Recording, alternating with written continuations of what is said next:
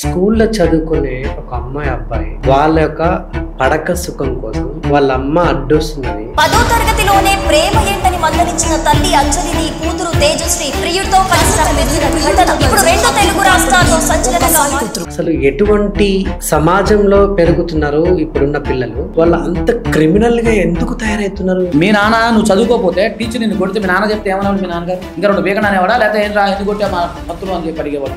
4 weekend మరి ఇప్పుడు అది ఉందా పిల్లల తల్లిదండ్రులు కేసులు వేస్తారు. మరి ఏముండదు.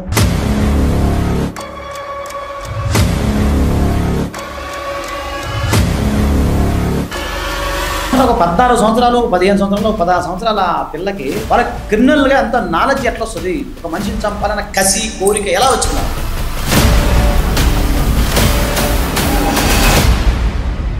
మెయిన్ ఏంటంటే తల్లిదండ్రుల యొక్క పెంపకం మెయిన్ అనమాట.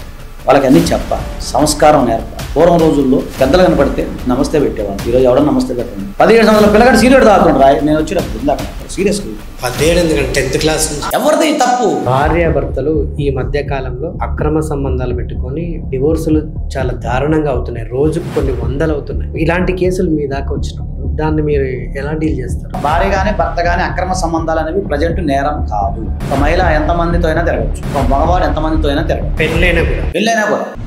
అవునా?